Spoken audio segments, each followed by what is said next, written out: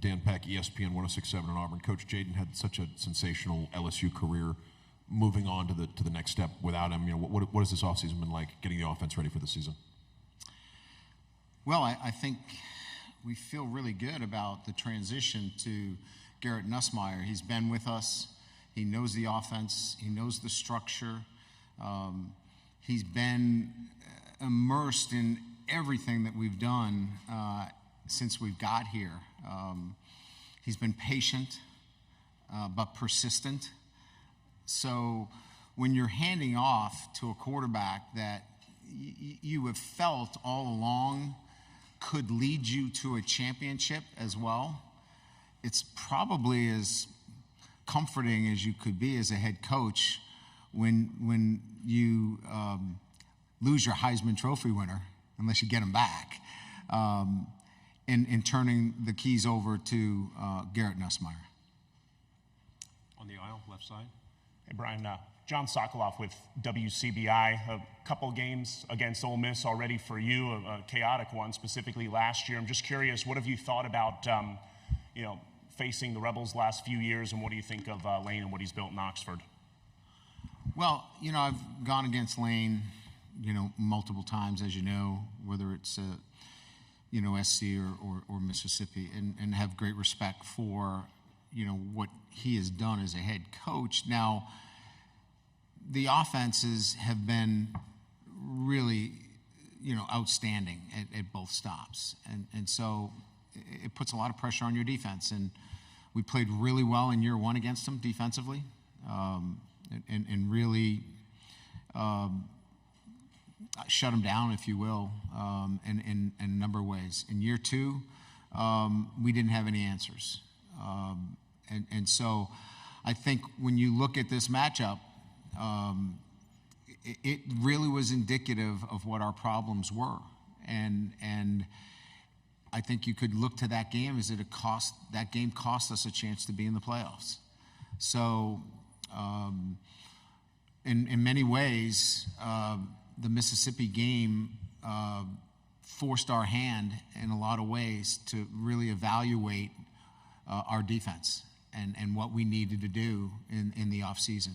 So subsequently, we made wholesale changes on the defensive side of the ball with staff, and we've looked at it hard in terms of the personnel and what we're doing, and that game really became the mark for where we can't go again. Right side, third row. Brian, Brett McMurphy with Action Network. You've had an incredible amount of success in year three in your past stops. Are there any similarities that you, looking back, that made those teams so successful in year three? Well, each stop along the way has had similar, has really the same process in terms of how I've gone about building the program. So this is the most accountable team that I've had. This has got the best leadership that I've had here at LSU. And not because they're better kids, it's just that they've been at this process now for 3 years. There's trust within the ranks. They're trusting each other. They're trusting the coaching. They're trusting what we're doing on a day-to-day basis. So that has generally led to success on the field.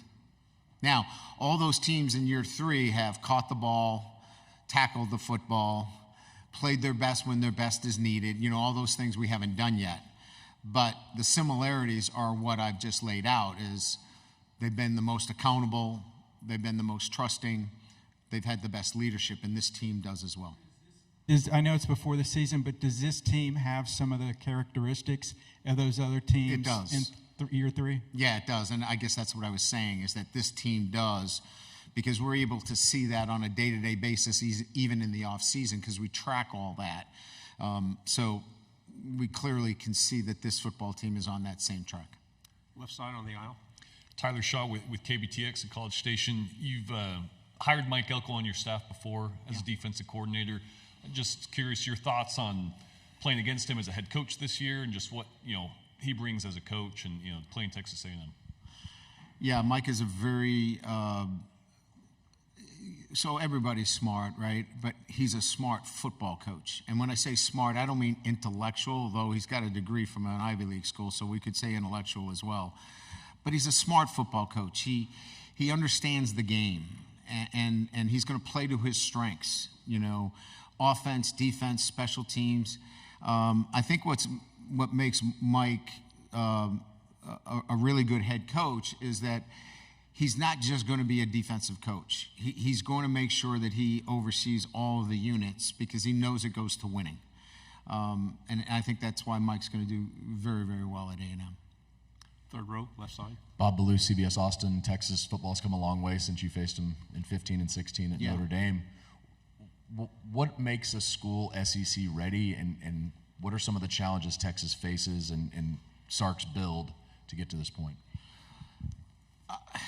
Like if you take a snapshot, right? You take the Texas-Alabama game last year and say, well, they're SEC ready, right? I mean, they beat Alabama.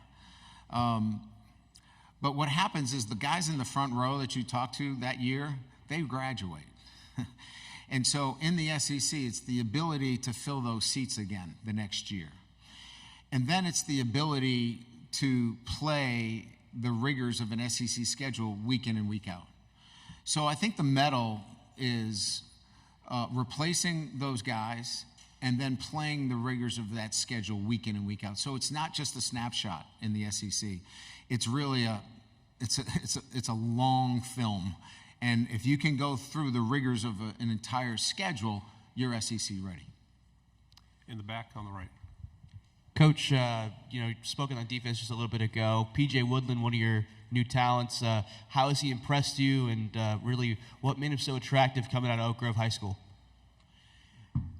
I think there's a couple of things. I mean, look, to play corner, you have to have, in my opinion, you have to have three things.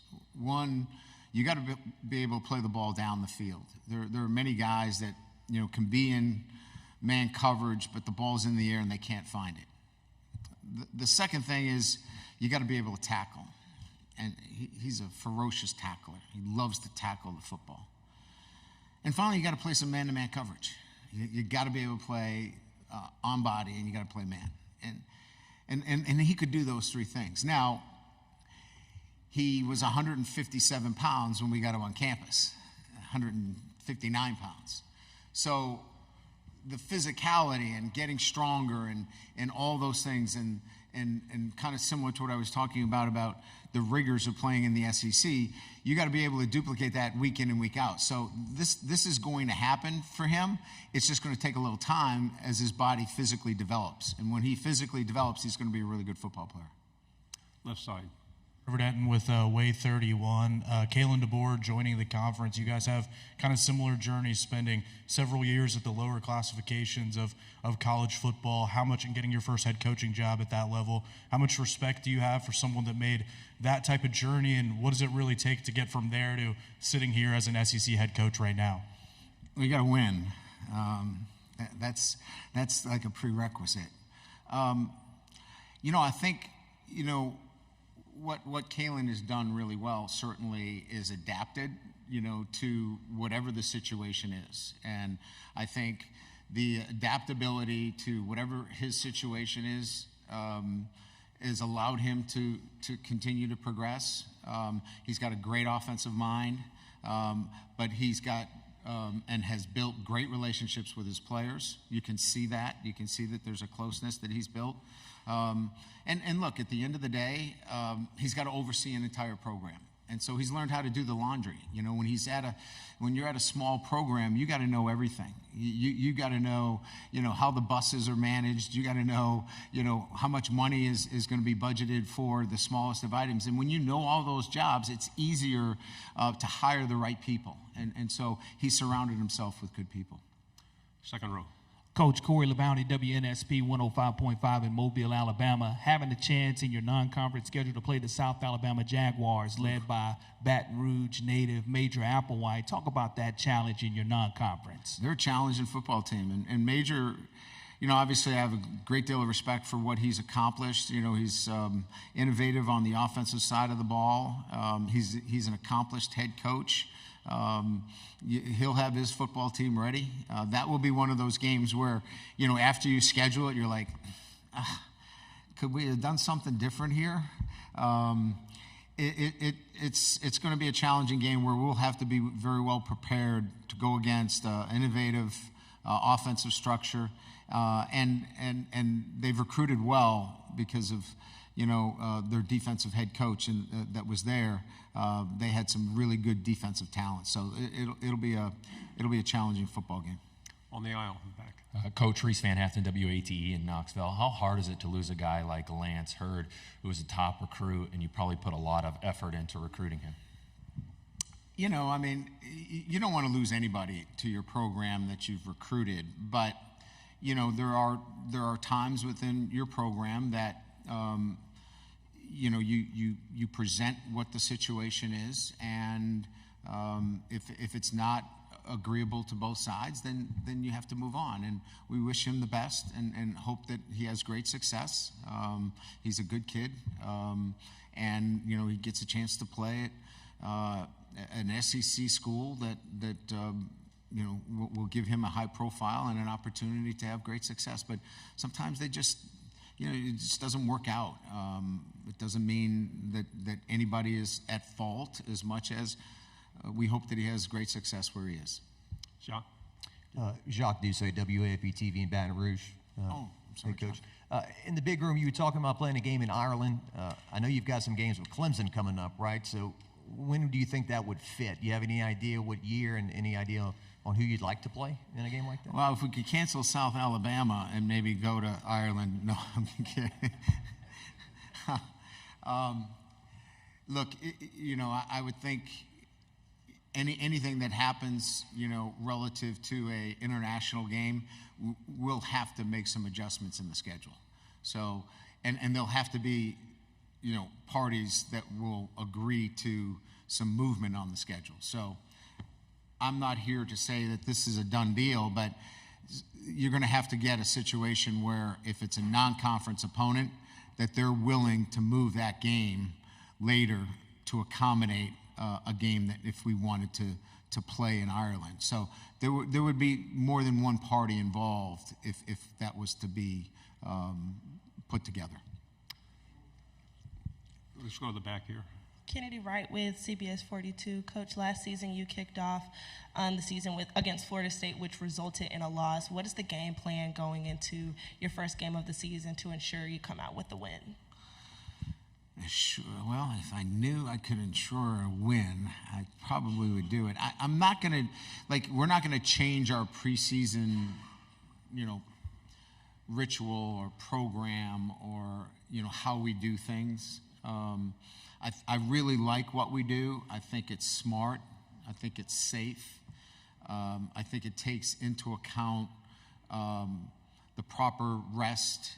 So our football. Look, if I felt like when we played Florida State, we were lethargic or tired, or our legs looked like we were in mud,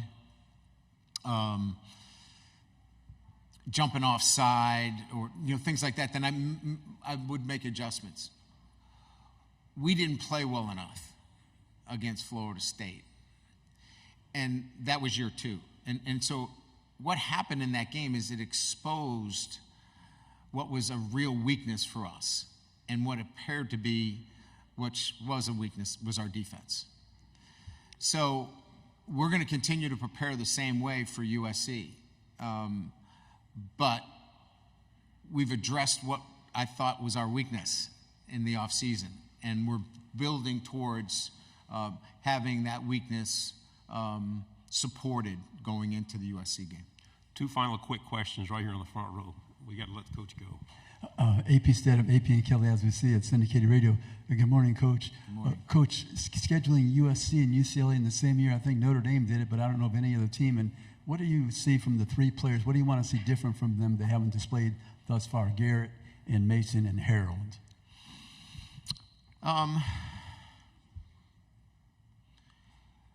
I think if we start with Mason, he's here because I think he's been overshadowed.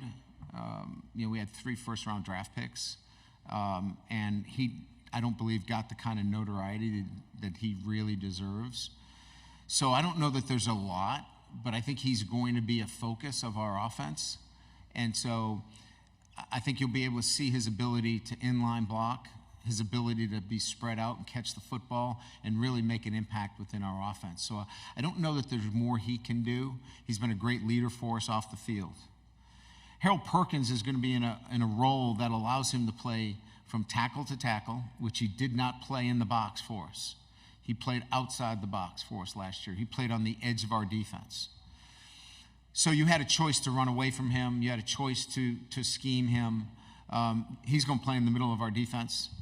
And then we'll be able to move him around in situational times. Third down, we can move him around. So I think we're going to ask him to do that, and I think he feels really good about that. Garrett Nussmeier is going to be our starting quarterback, so he's going to go from holding a clipboard to being the guy, and I'm really excited about that. So, and he's been a great leader for us. He's been truly somebody that has held everybody accountable.